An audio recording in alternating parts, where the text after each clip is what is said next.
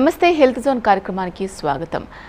మళ్ళీ కరోనా విజృంభణ గురించి అంటే కరోనా సెకండ్ వేవ్ గురించి ఇవాళ మనం మాట్లాడుకోబోతున్నాం. మనం చూస్తున్నాం కరోనా మనకు ఎంటర్ అయినప్పటి దానికంటే ఇప్పుడు సెకండ్ వేవ్లో దాని విజృంభణ చాలా ఎక్కువగా కనిపిస్తుంది. కొన్ని రాష్ట్రాల్లో లాక్డౌన్ వరకు కూడా వెళ్ళిన పరిస్థితి మనకు తెలిసిందే.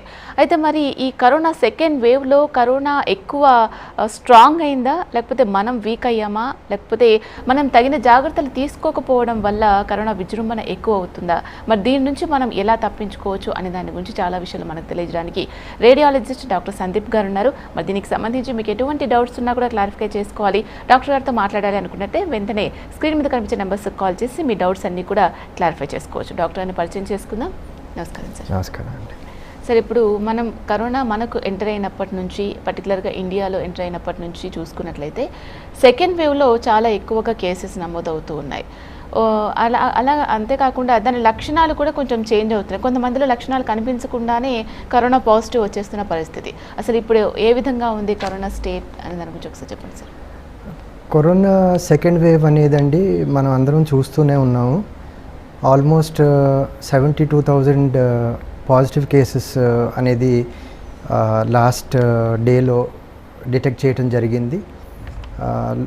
ఇండియా అంతా కూడా టెస్టింగ్ పెంచుతున్నారు, ప్లస్ పాజిటివిటీ రేట్ పెరుగుతూ ఉంది. 7.5% పాజిటివిటీ రేట్ వచ్చిందండి. ఒక 2-3 మంత్స్ గ్యాప్లో, అంటే నవంబర్ డిసెంబర్ కొంచెం తగ్గినట్టు తగ్గి జనవరి ఎండింగ్ ఫిబ్రవరి ఫస్ట్ వీక్ నుంచి స్లోగా మళ్ళీ పైకి పెరగటం జరిగింది. ఇప్పుడు పాజిటివిటీ రేట్ కూడా చాలా 7.5, 7.8%, 8% దాకా వస్తుంది. సో సెకండ్ వేవ్ అనేది ఇట్ ఈస్ ఎస్టాబ్లిష్డ్ అండి. అందరము త్రూఅవుట్ ద కంట్రీ చూసే సైన్స్ ఏమిటంటే సెకండ్ వేవ్ అనేది ఇట్ ఈస్ ఎస్టాబ్లిష్. ఇప్పుడు సెకండ్ వేవ్ అనేది మన ముందు డెఫినెట్గా ఏర్పడుతుంది. ఓకే సార్, అంటే జనరల్గా ఇప్పుడు దాని విజృంభణ ఎక్కువ అవడానికి కారణాలు ఏంటి? ఏమైనా మ్యుటేషన్స్ చేసుకుంటూ ఉందా? జనరల్గా మనకు సమ్మర్లోనే అది ఎంటర్ అయింది. మామూలుగా సమ్మర్కి వచ్చిన తర్వాత ఏ వైరస్ అయినా చనిపోతుంది అని ఫస్ట్లో అనుకున్నాం, కానీ కరోనా పరిస్థితి అలా లేదు కదా. అది కరెక్టేనండి. ఇదివరకు ఆలోచన సమ్మర్లో వైరస్ ప్రభావం పెద్దగా ఉండదు అనేది ఒక ఆలోచన ఉండేది. కానీ లాస్ట్ 1 ఇయర్లో చూస్తున్న డేటా బట్టి, సైంటిఫిక్ అనాలిసిస్ చేస్తున్న డేటా బట్టి దీంట్లో ఏమాత్రం సత్యం లేదననే ఒకటి రుజువు అయిపోయింది. అండ్ ఈ మ్యూటేషన్స్ వల్ల వచ్చే కొత్త కరోనా ఇన్ఫెక్షన్స్ ఈ టెంపరేచర్ డిస్టర్బెన్సెస్ కానీ, హై టెంపరేచర్ సమ్మర్లో ఉండే హై టెంపరేచర్స్ కానీ ఎటువంటి డిఫరెన్స్ చూపించట్లేదు. సెకండ్ వేవ్ కారణాలు 2-3 ఉన్నాయండి. ఫస్ట్ కారణం ఏమిటంటే మ్యూటేషన్స్ అవుతూ ఉన్నాయి. అంటే మ్యూటేషన్ ఏమిటంటే ఎనీ ఆర్గనిజం, ఇప్పుడు సర్వైవల్ ఆఫ్ ద ఫిట్టెస్ట్ ప్రకారంగా ఎనీ ఆర్గనిజం సర్వైవ్ అవ్వాలి అని అంటే దాంట్లో కొన్ని మార్పులు వస్తాయి. ఇప్పుడు మనం అందరం కూడా కొన్ని మార్పులు తెచ్చుకున్నాం. మన లైఫ్ స్టైల్లో కానీ మన వ్యవహారికలో కానీ కొన్ని మార్పులు వచ్చాయి. ఏమిటంటే మాస్క్లు వేసుకోవటం, సోషల్ డిస్టెన్స్ మెయింటైన్ చేయటం, ఇటువంటివన్నీ. సో వైరస్ కూడా దీన్ని ఎలాగ అవాయిడ్ చేయాలనేది ఒక వైరస్లో కూడా ఒక మార్పులు రావడం జరుగుతుంది. అంటే స్పైక్ ప్రోటీన్లో మార్పులు రావడం, అంటే ఇంకా ఎఫెక్టివ్గా మన ఇమ్యూన్ సెల్కి అవాయిడ్ చేసి సెల్లో బాగా ఎఫెక్టివ్గా బైండ్ చేసుకోవటం, ఇటువంటివన్నీ రీజన్స్ ఉంటాయి. So mutation plays a very important role అండి. మ్యూటేషన్ తోటి కొంచెం ఇంకా ఎక్కువగా స్ప్రెడ్ అయ్యే అవకాశాలు ఉన్నాయి. స్ప్రెడ్ అవుతుంది కూడా. లాస్ట్ వేవ్కిను ఈ వేవ్కి డిఫరెన్స్ చూస్తూ ఉంటే సెకండ్ వేవ్లో మ్యూటేషన్స్ తోటి ఇంకా ఎక్కువగా స్ప్రెడ్ అవటం అనేది జరుగుతుంది. ఇంకొక రీజన్ ఏమిటంటే ఒక 2-3 మంత్స్ కరోనా వైరస్ ఇన్ఫెక్షన్స్ తగ్గటంతో కొంచెం పబ్లిక్లో ఒకలాంటి అశ్రద్ధ వచ్చేసిందండి. అంటే ఇదివరకులాగా ఉండే ఆ భయం కానివ్వండి, లేకపోతే ఆ అలర్ట్నెస్ కానీ కొంచెం తగ్గింది. దాంతో బేసిక్ మాస్కింగ్ అనేది, లేకపోతే సోషల్ డిస్టెన్సింగ్ అనేది, ఒక క్రౌడెడ్ ప్లేసెస్ అవాయిడ్ చేయడం కానీ, ఒక 2 మీటర్ డిస్టెన్స్ పాటించడం కానీ, ఇటువంటివన్నీ ఏమీ జరగట్లేదు.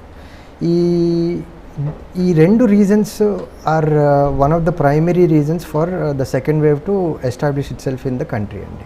ఓకే సార్, ఫస్ట్ మనకు కరోనా ఎంటర్ అయినప్పుడు, కరోనా అటాక్ అయినప్పుడు ఏ విధంగా ఉన్నాయి లక్షణాలు? ఇప్పుడు సెకండ్ వేవ్లో మ్యుటేషన్స్ అవుతూ ఉంది అని చెప్తున్నారు కదా, ఇప్పుడు ఏ విధంగా ఉన్నాయి లక్షణాలు? అంటే సైన్స్ అండ్ సిమ్టమ్స్ పెద్దగా మారలేదండి. ఇదివరకు కూడా స్లోగా కాఫ్ లేకపోతే కోల్డ్ రావటము, స్పొరాడిక్గా డ్రై కాఫ్ రావటము, ఫీవర్ రావటము, బ్రెత్లెస్నెస్ ఉండటము, టేస్ట్ పోవటము, స్మెల్ పోవటము, ఇటువంటివి లక్షణాలు ఉండేవి. ఇప్పుడు అవిట్లో పెద్దగా మార్పులు రాలేదు. సెకండ్ వేవ్లో మ్యూటేషన్ అయిన తర్వాత ఒకటే ఒక చేంజ్ కనపడతా ఉంది. అది ఏమిటంటే ఇదివరకు ఉండే స్ప్రెడ్ ఒక సస్టైన్డ్ ఎన్విరాన్మెంట్లో, అంటే ఒక క్లోజ్డ్ ఎన్విరాన్మెంట్లో సస్టైన్డ్గా ఒకరు ఒక పేషెంట్ తోటి స్పెండ్ చేసిన పరిస్థితిలో ఒక అటాక్ రావటం అనేది జరిగేది. ఇప్పుడు జస్ట్ ఒక ఫ్యూ మినిట్స్ ఒక పేషెంట్ తోటి, పాజిటివ్ ఉన్న పేషెంట్ తోటి మాట్లాడటం కానీ, మాస్క్ లేకుండా ఒక కాన్వర్జేషన్ కానీ, లేకపోతే టెంటం కానీ అటువంటివి ఏమన్నా అయిన వెంటనే ఒక 2-3 డేస్లో సిమ్టమ్స్ రావటం, వాళ్ళు కరోనా పాజిటివ్ అవ్వటం అనేది జరుగుతూ ఉంది. ఇంకొక డిఫరెన్స్ ఏమిటంటే ఇదివరకు ఒక లాస్ట్ వేవ్లో మనం చూసింది ఒక 7 to 11 డేస్లో కొంచెం డిటీరియరేషన్ అయ్యే సూచనలు కనిపించేవి. అంటే ఎవరైతే పేషెంట్స్ అడ్మిట్ అయి ఉంటారో, వాళ్ళు హాస్పిటలైజేషన్ ఆర్ ఇన్స్టిట్యూషనల్ ట్రీట్మెంట్ తీసుకుంటూ ఉంటారో వాళ్ళలో కొంతమందిలో బాగా 7 to 11 డేస్ మధ్యలో డిటీరియరేషన్ అవటం అనేది జరిగేది. ఇప్పుడు అది కాస్త 4 to 5 డేస్లో ర్యాపిడ్గా డిటీరియరేట్ అవుతున్నారండి. అండ్ ఆ లోపలే కొంచెం రెమిడియల్గా ట్రీట్మెంట్, అగ్రెసివ్గా ట్రీట్మెంట్ చేసినట్టయితే కొంతవరకు బెటర్ అయ్యే అవకాశాలు ఉంటున్నాయి. కానీ ఎవరైతే సీరియస్ కండిషన్లో ఉన్నారో వాళ్ళ కండిషన్లో బాగా ర్యాపిడ్గా డిటీరియరేట్ అవటం అనేది సెకండ్ వేవ్ యొక్క లక్షణం మనకి క్లియర్గా తెలుస్తూ ఉంది. ఓకే సార్, జనరల్గా లక్షణాలు కనిపించకపోయేసరికి మనం అసలు టెస్ట్లకు వెళ్ళట్లేదు.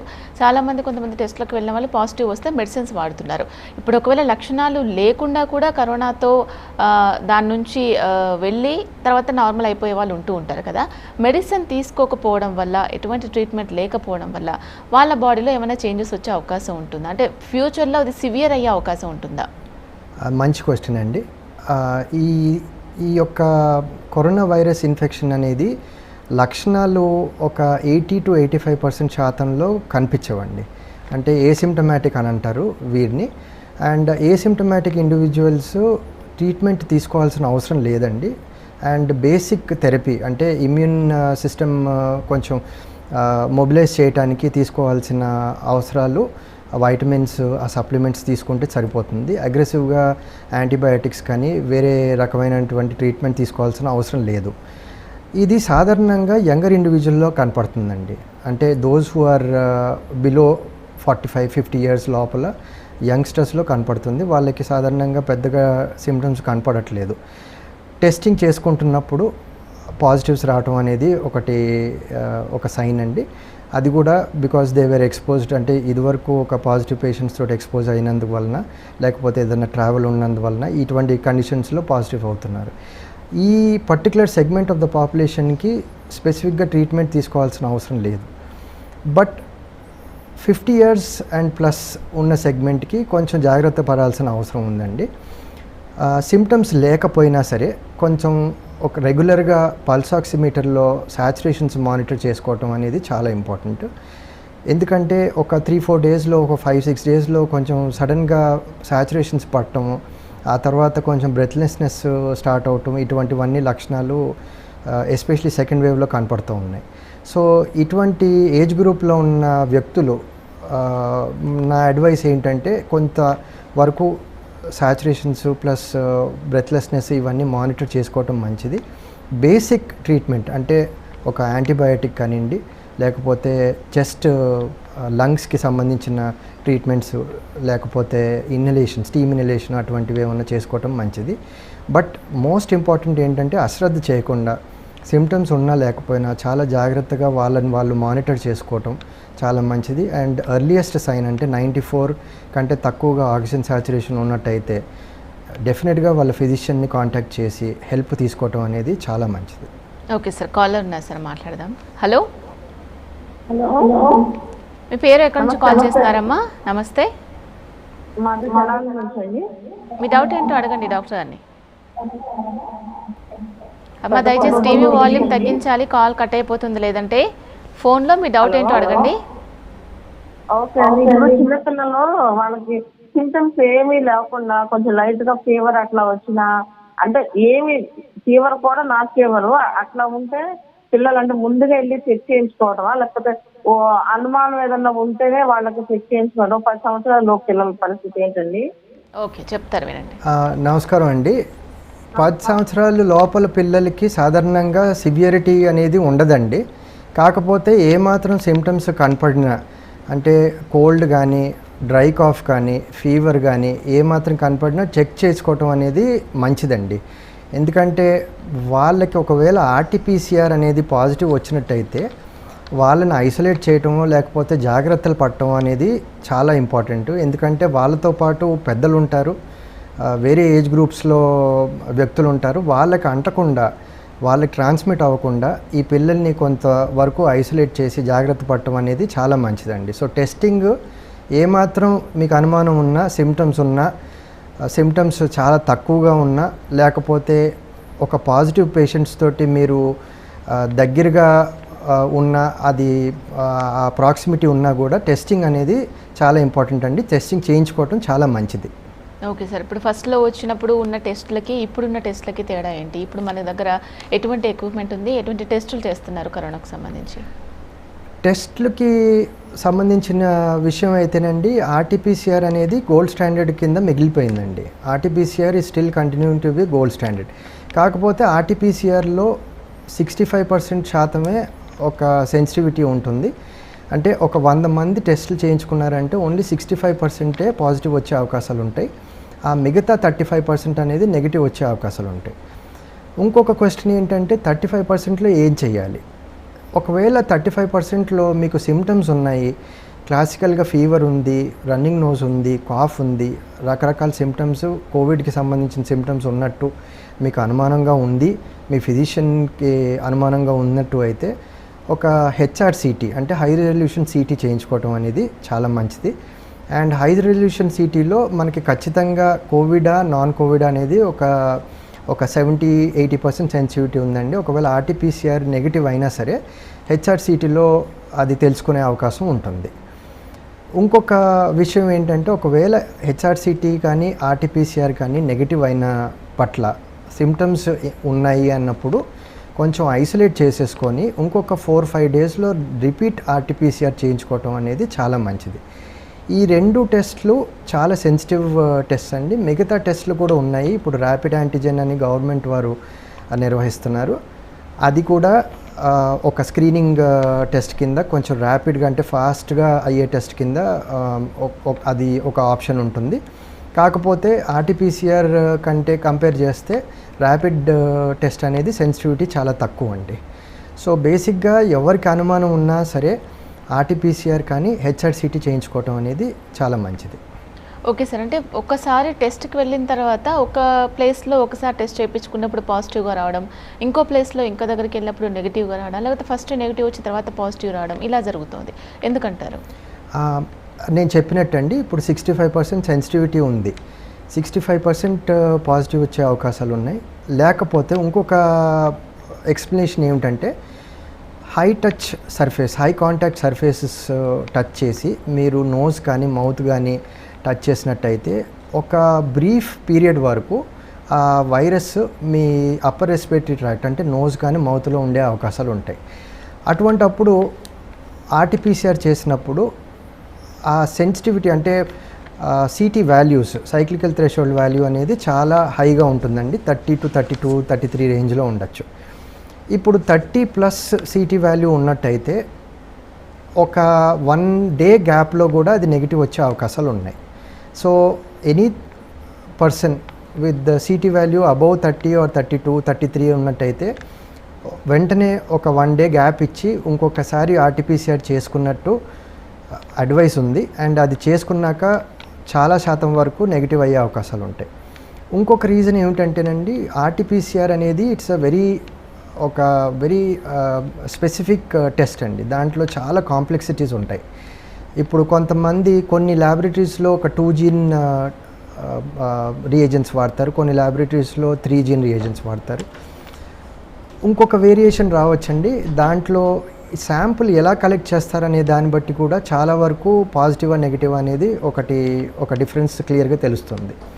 సో శాంపుల్ ఎర్రర్స్ అనేది ఒక significant part of RTPCR sensitivity అండి. ఇది అందరూ గమనించాల్సిన విషయం. ఇది శాంపుల్ సరిగ్గా ప్రాసెస్ చేయక, లేకపోతే సరిగ్గా కలెక్ట్ చేయక, ఆ డెప్త్కి వెళ్ళి నోస్లో కానీ థ్రోట్లో కానీ శాంపుల్ సరిగ్గా కలెక్ట్ చేయని పరిస్థితిలో ఆర్టీపీసీఆర్ నెగిటివ్ వచ్చే అవకాశాలు ఉన్నాయి. సో ఈ ఆర్టీపీసీఆర్ నెగిటివ్ వచ్చేసింది అని చెప్పేసి మనకి కరోనా వైరస్ ఇన్ఫెక్షన్ లేదు అనుకోవటానికి కూడా వీలు లేదండి. మీకు క్లాసికల్గా సిమ్టమ్స్ ఉన్నట్లయితే మీరు కరోనా వైరస్కి సెకండ్ టైం అంటే సెకండ్ ఆర్టీపీసీఆర్ చేసుకోవటం చాలా మంచిది. ఓకే సార్, ఫస్ట్ వేవ్లో కరోనా మనం చూసినప్పుడైతే డెత్ రేట్ ఉండింది చాలాగానే, ఎక్కువ మంది చనిపోవడం, ఎఫెక్ట్ అయిన వాళ్ళు చూసాం మనం. ఈ సెకండ్ వేవ్లో కూడా ఆ విధంగానే ఉండే అవకాశం ఉందా, లేదంటే తగ్గుతుందా, ఇంకా పెరిగే అవకాశం ఉందంటారా?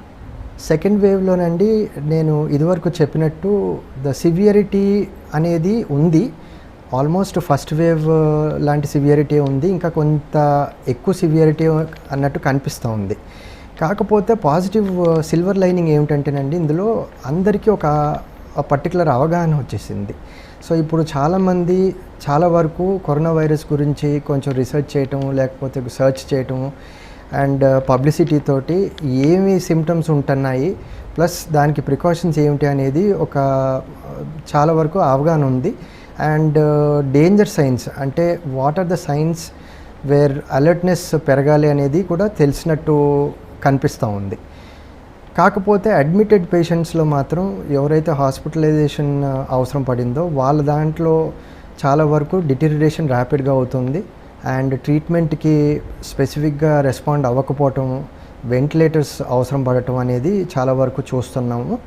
But like I said, positive ఏంటంటేనండి, చాలా వరకు ఇన్ఫర్మేషన్ డిసెమినేషన్ తోటి అందరికీ ఒక అవగాహన వచ్చేసింది. ప్లస్ ప్రికాషన్స్, బేసిక్ ప్రికాషన్స్ తీసుకోవటం, ఇన్హలేషన్, స్టీమ్ ఇన్హలేషన్ చేయటం, లేకపోతే యాంటీబయాటిక్స్ వాడటం, ఫిజిషియన్ని రెగ్యులర్గా కన్సల్ట్ చేయటం, అండ్ తగిన టెస్ట్లు చేసుకొని వాళ్ళ స్టేటస్ ఎలాగ ఉంది అనేది మానిటర్ చేసుకోవటం, ఇవన్నిటి వలన కొంతవరకు మార్టాలిటీ అనేది చాలా కంట్రోల్లో ఉన్నట్టు నాకు తెలుస్తూ ఉంది. కానీ ఇప్పుడు ఫస్ట్ వేవ్లో దాని గురించి తెలియనప్పుడు ఉన్నంత భయం ఇప్పుడు ప్రజల్లో మీరు చెప్పినట్టు లేదు. అంటే చాలామంది మాస్కులు కూడా ధరించడానికి ఇష్టపడట్లేదు, నార్మల్గా తిరిగేస్తూ ఉన్నారు. సో ఇలాగే నెగ్లెక్ట్ చేస్తే ఏంటి పరిస్థితి? ఇలాగ నెగ్లెక్ట్ చేసినట్టయితే సెకండ్ వేవ్ ఇంకా ఫస్ట్ వేవ్ కంటే ఇంకా డిజాస్ట్రస్గా అయ్యే అవకాశాలు ఉంటాయండి. ఎట్టి పరిస్థితుల్లో అందరము మాస్క్ ధరించాల్సిన అవసరం చాలా వరకు ఉంది. మాస్క్ వేసుకోవడంతో, అంటే ఒక పర్సన్ మాస్క్ వేసుకోవడంతో 90% సేఫ్టీ ఉంటుందండి. ఇద్దరు పర్సన్స్ అంటే ఒక రూమ్లో ఇద్దరు పర్సన్స్ ఉన్నప్పుడు, ఒకటే దగ్గర ఉన్నప్పుడు ఇద్దరు పర్సన్స్ మాస్క్ వేసుకోవడంతో ఆల్మోస్ట్ మీకు 95 to 98% ప్రొటెక్షన్ ఉంటుంది. అండ్ ఈ సింపుల్ మాస్క్ వేసుకోవటం, ఈ 3-ply మాస్క్ వేసుకోవటం, ప్లస్ ఒక 2 మీటర్ డిస్టెన్స్ మెయింటైన్ చేయటం, అంటే అవుట్డోర్స్లోనండి. ఇండోర్స్లో ఎయిర్ కండిషన్ ఎన్విరాన్మెంట్లో ఒక 3 to 6 మీటర్స్ మెయింటైన్ చేయటం, మాస్క్ వేసుకోవటం.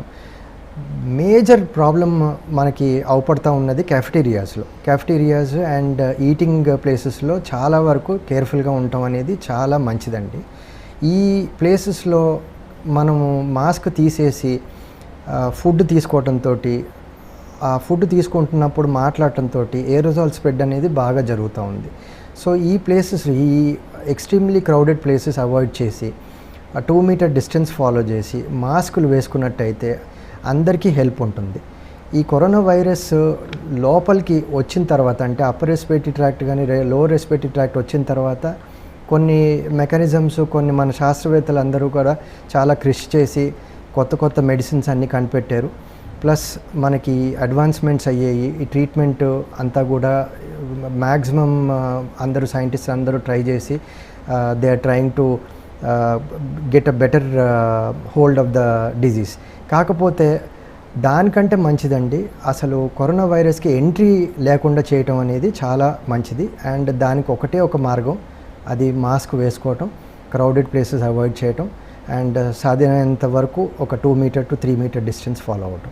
ఓకే సార్, అంటే వ్యాక్సిన్స్ వచ్చిన తర్వాత కూడా, వేసుకున్న తర్వాత కూడా కరోనా వచ్చే అవకాశం ఉంది అని చాలామంది అంటూ ఉన్నారు కదా. సో మరి దీంతో కూడా ప్రజలు కొంచెం నిర్లక్ష్యం చేస్తున్నారని అనుకుంటూ ఉన్నారు చాలామంది. సో మరి వ్యాక్సిన్ వేసుకున్నా కూడా ఎందుకు వస్తుంది అని అంటారు కరోనా? అది వ్యాక్సిన్ వేసుకున్న తర్వాత కూడా వచ్చిన ఇన్స్టెన్సెస్ ఉన్నాయండి, అది వాస్తవం. మా ప్రాక్టీస్లో కూడా చాలా వరకు చూస్తూ ఉన్నాము.